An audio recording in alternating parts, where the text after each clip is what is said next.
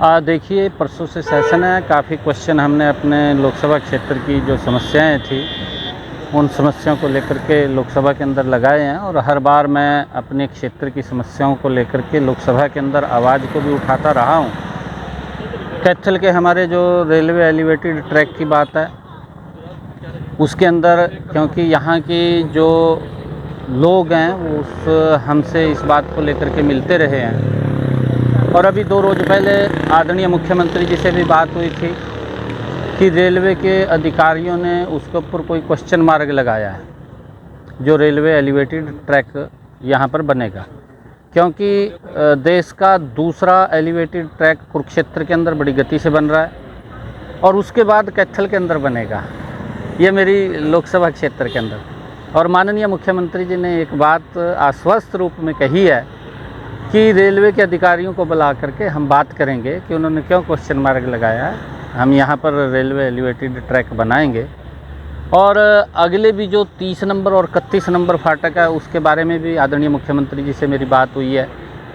तो उन्होंने उसके लिए भी इस बात को आश्वस्त किया है कि हम यहाँ पर भी देख करके आगे एलिवेटेड ट्रैक ही इसको लंबा बनाएंगे, उसकी सारी प्रक्रिया देख करके, ताकि ये लंबा लोगों को उसके अंदर सुविधा मिले। अगर वहाँ पर कोई अंडरपास बनाने की बात है, क्योंकि मेरी पीछे अधिकारियों के साथ बैठक हुई थी और अधिकारियों को मैंने कहा था कि यहाँ सी टैप के अंदर एक अंडरपास बन सकता है, तो उसके लिए भी वर्किंग जारी है और उस बात को भी हम लोकसभा के अंदर उठाएंगे। और यहाँ से हमारे लोकसभा क्षेत्र से पटियाला से लेकर के जो हमने चीका से लेकर के पेहवा से कैथल और यमुनानगर को होते हुए एक 4 लेनिंग की बात करी थी, उस बात को भी हम उठा रहे हैं, ताकि यहाँ से जो चीका के अंदर हमारे इस क्षेत्र के अंदर एक बड़ी मार्बल मार्केट है, हमारे इस चीका के अंदर लगभग सेलर्स की एक बड़ी मार्केट है, जहाँ पर हज़ारों की संख्या में व्यापारी भी और आम लोग भी उसके अंदर आते हैं और उसको लेकर के ये काफ़ी गंभीर समस्या है। अभी उस समस्या का भी समाधान हो और वहाँ पर 4 लाइनिंग बने और भी हमारे क्षेत्र की जो भी समस्याएं हैं वो सरकार के ध्यान में लगाने का काम करेंगे। देश के हमारे लोकप्रिय प्रधानमंत्री नरेंद्र मोदी जी कोई कोर कसर नहीं छोड़ रहे हैं, लगातार देश को एक नई दिशा, एक नया आयाम देने का काम आदरणीय प्रधानमंत्री जी कर रहे हैं। मेरे ही लोकसभा क्षेत्र के अंदर अगर आप लोग देखेंगे, हमने आदरणीय नरेंद्र मोदी जी के नेतृत्व के अंदर जितने भी हमारे रेलवे फाटक थे, वहाँ पर अंडरपास बनाए या ओवरब्रिज बनाने का हमने काम किया। हमने अपने क्षेत्र के अंदर 4 लेनिंग सड़कों का जाल बिछाया, ग्रीन एक्सप्रेस वे यहाँ पर निकला है, जिससे कि लोगों के जीवन के अंदर एक बड़ी तब्दीली, इनका समय भी कम लगता है, उनका पैसा भी कम खर्च होता है और लोगों को सुविधाजनक सरल रास्ते बनाने का काम हमारी सरकार ने किया है। और भी अगर कोई इस प्रकार की समस्याएं हैं, उन समस्याओं को हम सरकार के ध्यान में लगा करके उनको उठाने का काम करेंगे, क्योंकि नरेंद्र मोदी जी लगातार इस देश को बदलने का काम कर रहे हैं, इस देश को नया भारत बनाने का काम कर रहे हैं। आज नरेंद्र मोदी जी के नेतृत्व में हर वर्ग का सम्मान है, चाहे हमारे क्रांतिकारी वीर थे, अब उनको आज तक कहीं कभी सम्मान नहीं मिला जो सम्मान आदरणीय नरेंद्र मोदी जी के समय के अंदर मिला है। क्योंकि आज कोई उद्योग लगाने के लिए भी कोई मांग रखी गई है कैथल में? बिल्कुल, देखिए उसके लिए मैंने पीछे भी ये बात करी थी और उसको लेकर के हम अब भी सरकार के ध्यान के अंदर मैंने कहा है कि हमने अपनी कैथल की समस्याओं को लेकर के काफ़ी क्वेश्चन लगाए हैं। कितने क्वेश्चन आते हैं कि लैटरी के अंदर क्वेश्चन लगता है, कितने क्वेश्चन लगते हैं और कितने के ऊपर हमें बोलने का समय मिलता है, क्योंकि आजकल विपक्ष भी इस प्रकार का बिना बात के वो लोगों के अपनी प्रेजेंस लगाने के चक्कर में बिना बात के ही वो हो हल्ला करता रहता है और उसके तहत हम अपने क्षेत्र की मांग को रखेंगे। मैं विपक्ष के लोगों को भी ये कहना चाहूँगा कि ये लोकसभा का ऐसा मंच है कि उसके ऊपर हम अपने क्षेत्र की बात को रख सकते हैं, अपने क्षेत्र की बात को रख करके उसका समाधान करा सकते हैं, उसका निर्माण करा सकते हैं और उससे हम लोगों को सुविधाएं पहुंचा सकते हैं।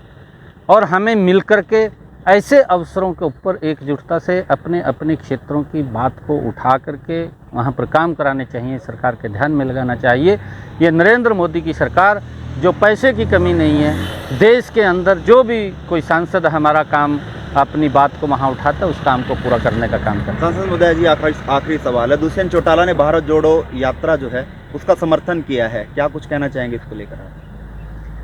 देखिए, भारत तो नरेंद्र मोदी जी के नेतृत्व में जुड़ रहा है। भारतमाला वन सड़कों का जो जाल बिछा है और उन शहीदों को जिनको सम्मान देने का काम नरेंद्र मोदी जी ने किया, उन क्रांतिकारी वीरों को अगर हम ध्यान करें कि सरदार वल्लभ भाई पटेल जिन्होंने 562 रियासतों को एकजुट करने का काम किया, कांग्रेस ने आज तक उनको सम्मान नहीं दिया।